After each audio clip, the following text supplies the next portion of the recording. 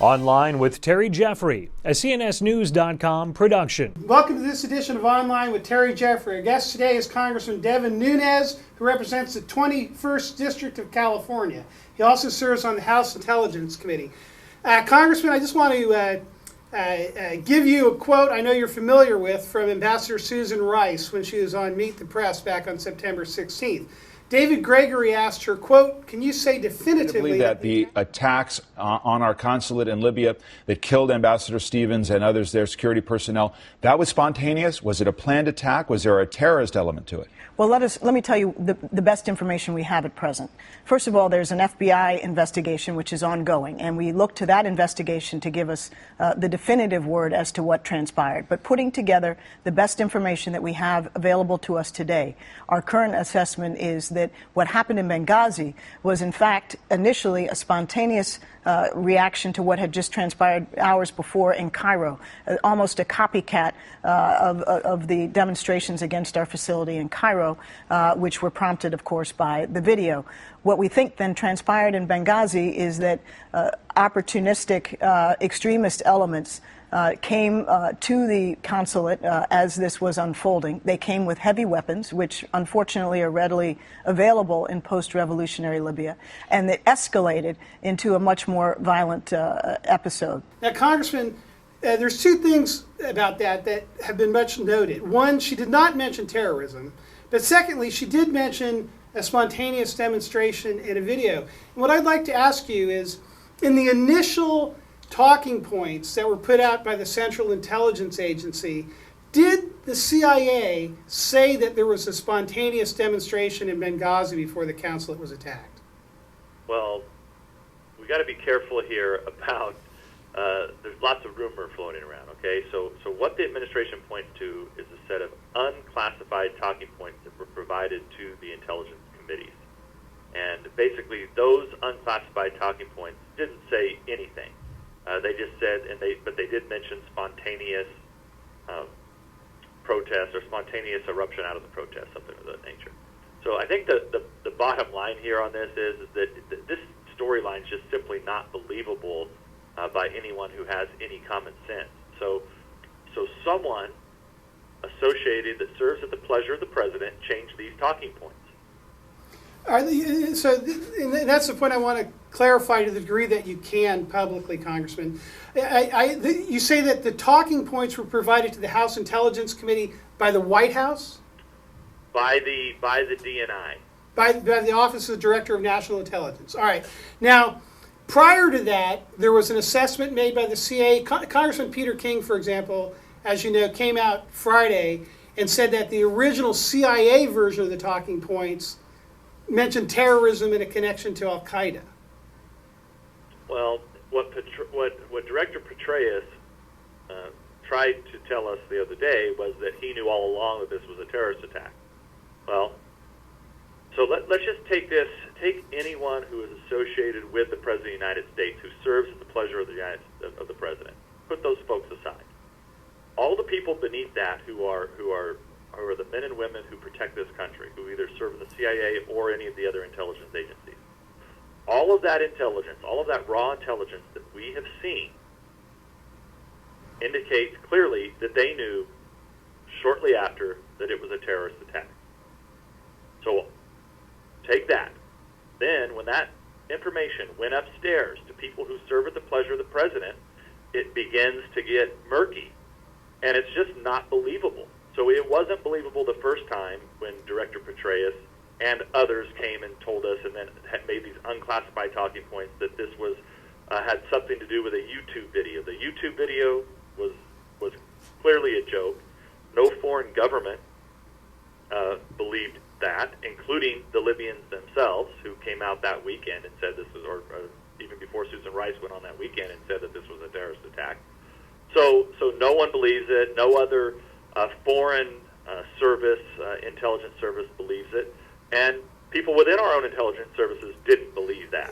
Not in this made-up story. Congressman, now let me make sure I understand a certain point here. General Petraeus came and talked to your committee on September 14th, is that correct? Yes. And when he came on September 14th, did he tell the committee that he believed that in some way what had happened in Benghazi on September 11th arose out of a spontaneous reaction to the YouTube video? Yes. He did tell the committee that. Yes. All right. So In some classified talking points, that's what he told us. in unclassified talking points. Well, was he reading the talking points to you, or was he just speaking? I don't remember that, but the bottom line is that wasn't believable at the time. And this I mean, this is just something that's not believable. now, and you're saying that the raw intelligence, the actual reports coming in from the field, the people who are actually looking at the evidence, they never said it was a spontaneous reaction to a YouTube video. Their initial assessment was that this was all of the intelligence that I've seen does not indicate at all that this had anything to do with the YouTube video. Okay, so in September. Look, I mean, I mean, people have to just put a little common sense into this, okay, Terry? Right.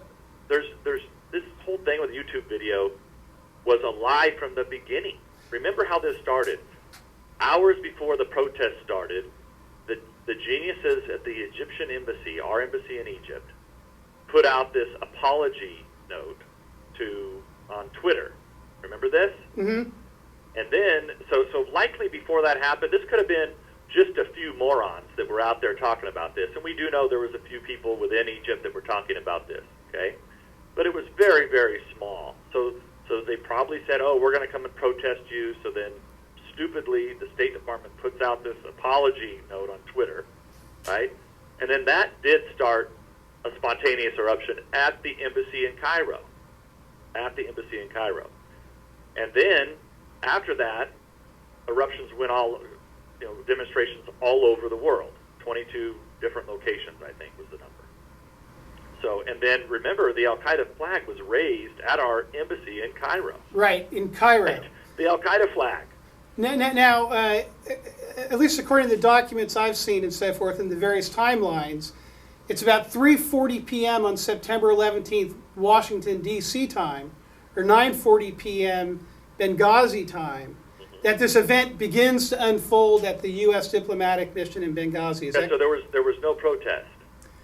And there was never any evidence that there was a protest at the U.S. mission in Benghazi prior to...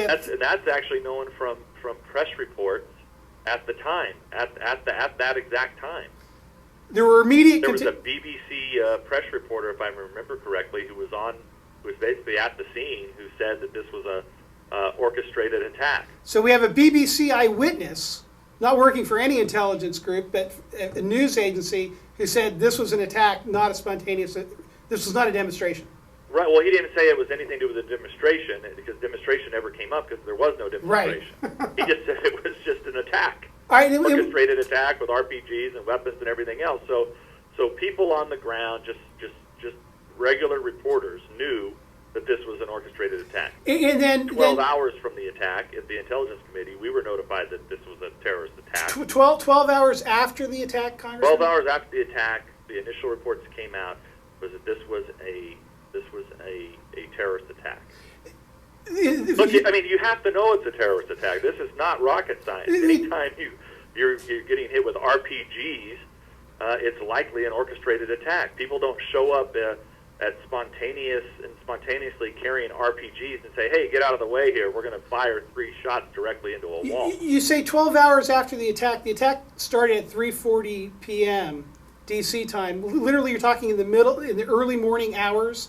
The intelligence community was letting people on the intelligence committees know that this had been a terrorist attack? Yeah, 12 hours after the attack, there was a report that came through that said this was a terrorist attack. And that's a written report? Yes.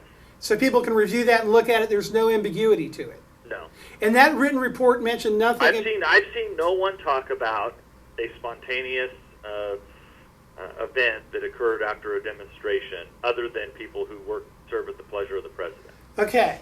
So, so the good news here is that the men and women, the brave men and women of the CIA and our other services, did their job trying to protect this country. So it amazes me that we have people willing to throw these people under the bus who are out there putting their lives on the line to protect ours. Yes, sir.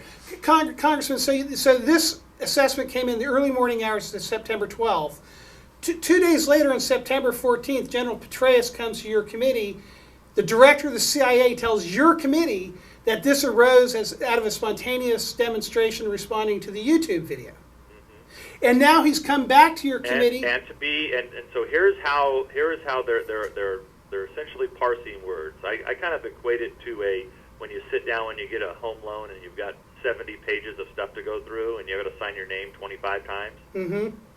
So imagine spending all the time going through that and people asking questions, and in that time frame, one or two times the director mentioned something about terrorism, that it could possibly be terrorism. So essentially he's using a technicality to say, well, I didn't lie to you guys. I said that this could have been a terrorist attack. That's what he said on Friday. Yeah. Did he deny that he had told you also that it was a spontaneous demonstration? No. He said, no. They admit now that they got that wrong. Okay, can I ask Remember, you? on the 14th, we knew they got it wrong on the 14th. I mean, that was anybody with any common sense. I'll go back to this again. There was no foreign country, no press reports, no nothing of anybody that was on the ground there that said this had anything to do with the demonstration, period. But it wasn't believable on the 14th. Then he comes in on Friday, and we also had another, we had testimony on Thursday by the DNI director. And so their whole storyline is, we gave you guys these unclassified talking points. We did mention in the classified setting that it was terrorism, which, okay, maybe they did, but when do we not talk about terrorism in a classified setting? But DNI Clapper was responsible for those unclassified talking points that Petraeus was referring to on September 14th. Ultimately, he is. All right, Congressman, so in the early morning hours of the 12th, the initial intelligence assessment you get says this is a terrorist attack, says nothing about a demonstration. 48 hours later, General Petraeus is in your committee talking about a spontaneous demonstration in the YouTube video. How did those talking points get developed between the first assessment that says no spontaneous demonstration and Petraeus telling you 2 days later there was one? How did that get developed? Well, therein lies the question that we're trying to get to the bottom of. So it's been kind of out there that somehow this went to the deputies committee on the National Security Council. That's one story. Could it have been changed by the principals committee? We don't know. Could have come from someone higher up in the White House. We just don't know that. That's one of the things we have to get to the bottom of. What is the deputies committee exactly? The deputies committee is made up so that you have the like the senior level, then the deputy on the National Security Council. So the deputies meet. So, for example, if the CIA director, he's a senior, his deputy meets at the deputy level. And the deputy attorney general and the deputy secretary of state and so forth? Yeah, there's I don't know, 10 or 12, I believe. All right, now, Congressman, from public reporting, we know that the State Department did not say there was a spontaneous demonstration in Benghazi. They, in fact, sent an email to the White House less than an hour and a half or about an hour and a half after the attack started saying that Ansar al-Sharia had taken credit for the attack on its Facebook. The CIA did not say it was a spontaneous response to the YouTube video. Do we have any idea of the genesis of the claim that there was a spontaneous demonstration in Benghazi? No. We don't know that. This obviously is a target of the investigation of your committee to find out where, in fact, the genesis is. That's correct. Congressman, back in 2 days after the president was inaugurated in 2009, he did a very high-profile signing of an executive order dealing with CIA detentions and renditions, and said that they were going to close Guantanamo Bay prison within a year. And on January 23rd, 2009, the day after the president did this, the New York Times, in describing what he did, ran a story. The headline on it was, "Obama orders secret prisons and detention camps closed." And the story said in it, this is a New York Times reporting, they said, quote, "A government official said Mr. Obama's order on the CIA would still allow its officers abroad to temporarily detain terrorism suspects and transfer them to other agencies, but would no longer allow the agency to carry out long-term detentions," unquote. Is it your understanding that the executive order and the policy of President Obama is that the CIA can still, quote-unquote, temporarily detain terrorism suspects overseas? Well, look, I believe that this is a complex matter here, but simply put, we need to be able to detain these suspects, okay? So I don't know exactly what the president thinks is right or not right, but I do know this. He's made it his position to the public that we don't ever detain anyone any longer, and I think I know what you're getting at. You're getting to this question of were there detainees in Benghazi somewhere under American control? Look, we're being told no, but that's another thing that we have to get to the bottom of. The administration is saying there were no, the CIA had no detainees there. That's what we're being told. Is it? There's also the practice of rendition where we would turn over a detainee to a third party. Is there any indication that there were any renditions that took place in Libya? Look, everything we're being told, there was nothing that even resembled a prisoner at all. There's an interesting point, it seems you were suggesting there a moment ago, Congressman, that the president has at least projected the public perception that under his administration, the CIA does not detain people. Yet the New York Times, in its reporting about the president's executive order on that policy, just flatly said they retain the ability to temporarily detain people. Is there a little bit of a conflict there, do you think? Oh, there is. Well, that goes back to the whole problem with Guantanamo. Right? This is a president who ran on Guantanamo. We apologize. He did a world tour apologizing for the treatment of these terrorists at Guantanamo. And look, Guantanamo is something that we need. It's in our national security interest. And in fact, people in New York City, when they found out the terrorists were going to be tried there, even the liberals in New York City went crazy. And you had liberals like Chuck Schumer say, "No way are we going to try these people here." So Guantanamo is important to our national intelligence. It's important to our national security. But this is a president whose rhetoric oftentimes has not matched his deeds. But this is all part of the unraveling of Obama's national security posture in the globe. It all goes back to Guantanamo. It goes back to apologizing for America. It goes back to only using the use of drones, which is probably not a good way to gather intelligence. And I can go on and on here, but your the bottom line here is we have a kind of discombobulation going on throughout our national security apparatus. So your committee is going to investigate whether there was a contradiction between the president's stated policy that the CIA would not detain people and the possibility that perhaps there were people detained in Libya at some point. Well, our committee is going to investigate everything around the whole situation in Benghazi. So we're willing to take any evidence that people may have that is counter to what they're hearing in the press or hearing from the White House. We'd be very interested in having information that people may have on this. Congressman, one more issue I want to ask you about. I went back and looked at the responses that General Petraeus gave to the Senate Intelligence Committee when they were confirming him in June of 2011. And this is one of the questions they asked. What is your understanding of the respective roles of the Executive Office of the President and the CIA in the formulation and implementation of covert action programs? And this was the written response that General Petraeus gave to the Senate committee. He said, quote, "The CIA carries out covert action on behalf of the President. It is the President, his national security staff, or other members of the executive branch that propose ideas for covert action programs that will support the national security objectives of the United States. CIA then develops a plan for carrying out the program, including the preparation of a draft presidential finding or memorandum of notification, MON, and supporting paperwork. The CIA then submits that plan to the national security staff after coordination with the ODNI and the intelligence community as appropriate. The proposed finding, or MON, is reviewed by the national security staff and then sent to the President for approval. Once approved, and after required notification to the two intelligence committees, the President typically will direct the CIA to implement the program.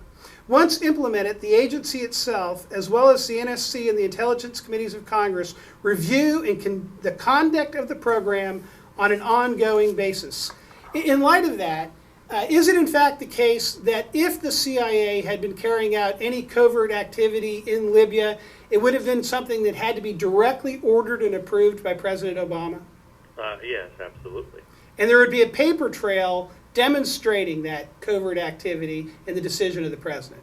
That is if they were following letter of the law, that is correct. And they, as General Petraeus described it to the Senate Intelligence Committee, the administration would be required to tell your committee and keep your committee informed on an ongoing basis of any covert activity that it had approved, for example, in Libya. That's correct. Are you confident that President Obama and his administration kept the House Intelligence Committee apprised in a full and timely way of any covert activity that might have been taking place in Libya? I would hope so. I would hope so, but can I say that for sure? No, because of the situation. When you have people willing to go out and make up stories on YouTube videos and unclassified talking points and throw the intelligence community under the bus, look, that's 3 strikes in my book. So at this point, anybody that serves at the pleasure of the president, I cannot believe or trust at this point. Congressman, this is my last question. You say you hope so. We now know that the CIA operated this annex in Benghazi not far from the consulate, and that some of the people who went to the aid, including Tyrone Woods, a former U.S. Navy SEAL, who went to the aid of the State Department personnel, were in fact working for the CIA. Are you confident that the administration had fully briefed your committee and that the Congressional Intelligence Committees understood what that annex facility was doing in Libya? Well, I am confident that we have been told their version of the events. So what it's up to us to do now is to now verify that their version is correct and accurate. And that's what we're attempting to do now. So if there are any discrepancies, then we have to follow through on those and follow up and try to get to the bottom of them. Congressman Devin Nunes, thank you very much. Thank you.